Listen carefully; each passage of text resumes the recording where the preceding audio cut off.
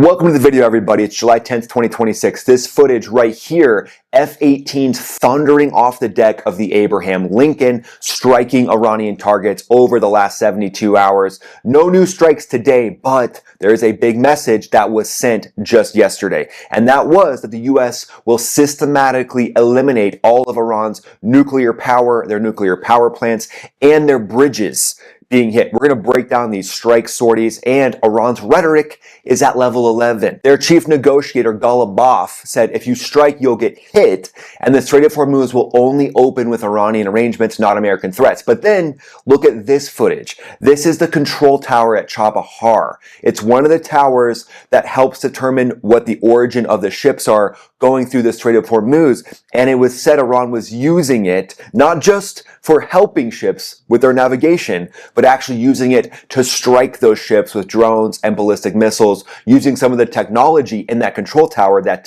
just went bye-bye. And then the Iranian ministry is basically calling for renewed attacks because it looks like they're trying to cause drama in the Strait of Hormuz. They just had the funeral of their supreme leader, and the U.S. is stepping in kind of like dad and saying, yeah, you can go ahead and cause that drama, but you're going to get struck twice as hard. You're going to get grounded for the week to the Mullahs. The Mullahs have basically been put on house arrest by the Trump administration at this point. But the Mullahs have a little bit something tricky up their sleeve, and that is they threatened President Trump and they threatened Air Force One. So the Secret Service made a decision. They put President Trump on the old Air Force One. That's that baby blue Boeing VC-25A, not the brand new Qatari gifted jet. Because when Iran is publicly threatening to shoot down the president's aircraft, you can't put the commander-in-chief on a jet that hasn't really been proven over the years to be able to protect everyone on board. If you think about all the different technology on that older Air Force One, sure, it's old, but it's gone through the trials, the tribulations, and it stood the test of time to protect the president. So that's why the Secret Service put President Trump on that older Air Force One, because that new bridge aircraft doesn't quite have the same military capability until we get the new Air Force Ones, which should roll out in 2028. So Iran's threatening the president's jet, but President Trump basically just gave them the big middle finger that happened to be a baby blue 747.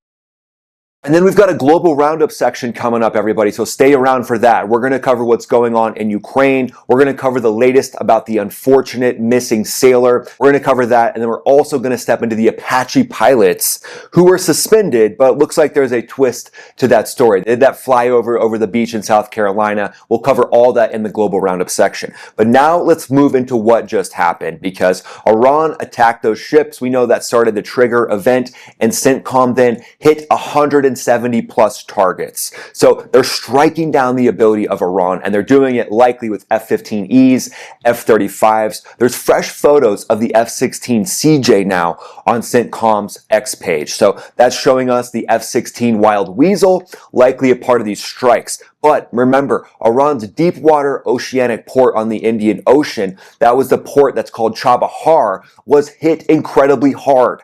Massive strikes on Chabahar. Confirmed destroyed of the actual control tower itself. Also, marine piers hit. A railway bridge was also hit. That was in the northeast of Iran, and that's a bridge that sits on the rail corridor connecting Tehran to China and Russia through Turkmenistan and Kazakhstan. So what could be rolling in on that rail? Nothing's rolling in anymore. They might as well call it not going to roll in anymore, Stan. The IRGC confirmed. Wait, the IRGC confirmed or actually admitting that targets got struck in Iran? Weird.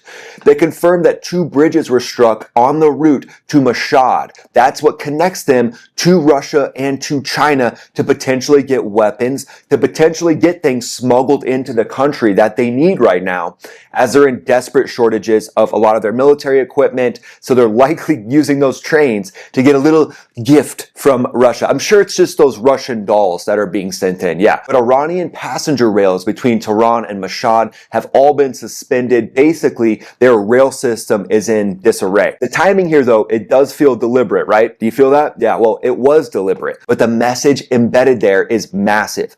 Chabahar, the China-Russia rail corridor, and a nuclear perimeter. This isn't subtle. This is the Trump administration and Washington saying that they're no longer just hitting weapons facilities. Now, they're going to hit their ability to logistically supply their military and even power their military. Washington is dismantling every economic and strategic lifeline that Tehran has right now. So as you guys know, there's people that are declaring victory. There's people that's saying the Iran war is a failure, and I get it. There's a deal on the table. Strait of Hormuz is open one day, closed the next. Iran's trying to cause drama, obviously. I spent close to a decade in classified vaults planning for this war, so I know what's going on underneath it all, and I know that taking command is a massive part of what's happening. The U.S. administration taking command and keeping their eye on the ball, trying to get Iran to become some sort of a normal country is not just what it looks like on the surface. There's so many different layers and ripples to this, so I wanted to give you the full picture, not just the press release version. That's why my new book, The Art of Modern War, fills in the gaps. Every video I make is a daily breakdown. The book is the full framework. You can pre-order it right now, signed or unsigned, at mabbook.com. The link is in the description. Thanks so much for supporting me with the book, guys. I really appreciate it. But Iran lost a port, a bridge, and a rail line to China in one night. It's a very rough week to be a mullah, that's to say the least. But here's how the targeting chain that executed all of this actually works. So picture yourself as an IRGC air defense commander sitting in a bunker on the Iranian coast the night of July 8th. Your radar screen lights up, contacts everywhere, multiple vectors, multiple altitudes, speeds that don't match anything in your threat library, because the US military didn't send in one platform. It basically sent a concert. Yeah, it was just a nice little Zach Top concert. Here you go, Iran. Enjoy this. The F-16CJ Wild Weasel likely went in first. The entire job is to suppress enemy air defenses, or SEAD, suppression of enemy air defenses. You're welcome, you acronym junkies. I just gave you your fix for the day. Enjoy. They hunt Iranian radar sites and SAM batteries with AGM-88 HARM missiles, high-speed anti-radiation missiles that home in on the radar missions themselves. The moment an Iranian radar operator turns his system on to look for incoming threats, he basically paints a bullseye on his own forehead. The lane gets cleared before the main package even crosses the fence. Then comes the F-15E Strike Eagles. At this point, the F-15E Strike Eagles could be loaded with the AGM-158B. That's an extended range variant that can fly off of the F-15E Strike Eagle. It is a cruise missile, a joint air-to-surface standoff missile, so it can launch from the F-15Es, it can launch from B-1s, and give standoff so you don't have to get within the threat rings immediately of whatever the Iranian Revolutionary Guard Corps has cooked up over the last few months. But lots of different weapons, 5,000-pound bombs, 2,000-pound bombs.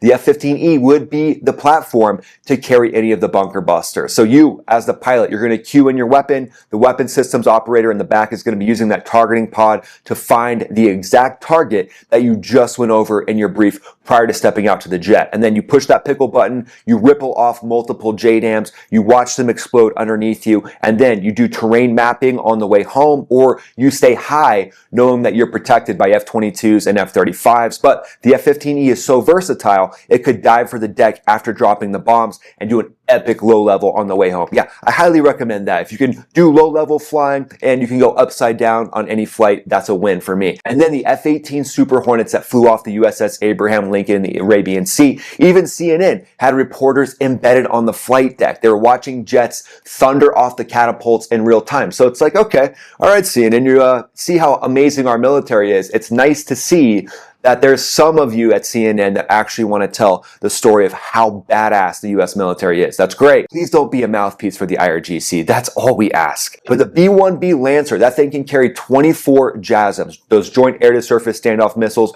per airframe. So you get a two-ship formation, 48 precision cruise missiles in one pass. Naval Tomahawks can also be fired from surface combatants and submarines in the Arabian Sea, and sub-launch standoff Tomahawks add to that. I mean, very versatile there. This isn't one airplane doing the job. This is a layered chain that suppresses, strikes, does ISR, there's tanker support, all sequenced, all coordinated, all running simultaneously across an 800-mile combat radius. This is what full-blown American air power looks like, and this is what happens when it goes full send. So at this point, I think it's pretty clear the F-16CJ, the F-15Es, they're basically like Neo in the Matrix, dodging bullets from Iran Iran, which are their surface-to-air missiles, and then absolutely lighting them up after they do it. But now let's talk a little bit about what Iran is actually bringing to this fight and what their claims have been, right? They have the Shahab 3 ballistic missile with ranges that are said to be up to 1,000 miles. That is a solid fuel intermediate range variant, and now they're launching these to try to saturate defenses at bases in Kuwait, Bahrain, Qatar. They fired 10 ballistic missiles at Al Azraq Air Base in Jordan. That was the first launch at Jordan since June. All of them were intercepted though. So the IRGC is going to say, we hit 8 different bases in the Middle East. Well, they launched at them, but the professionalism of these unmanned aerial interceptors, the Patriot missile operators, I mean, it's nothing that Iran can hold a flame to. It probably blows their mind that all of their missiles and drones, as many as there have been shot down. And a few have squeaked through, but it's probably blowing the IRGC's mind where they're like, yeah, we just launched 15 missiles and wait, none of them got through? Wow, we really want that technology. I mean, that would be their wet dream to actually steal that technology. You made it to the global roundup, my friend. So let's talk a little bit about what's going on in Russia and Ukraine. So actually, Russia just made things a little bit more spicy, as they do. They announced that they want to expand their offensive into 2 additional Ukrainian regions and create a new buffer zone. So Moscow is probably going to push deeper regardless of any peace framework. That's what it looks like. Overnight, though, Ukraine struck Tangarong, igniting the port and an aviation college. A drone set Russia's Ilisky oil refinery on fire, and Ukrainian drones hit Crimea again.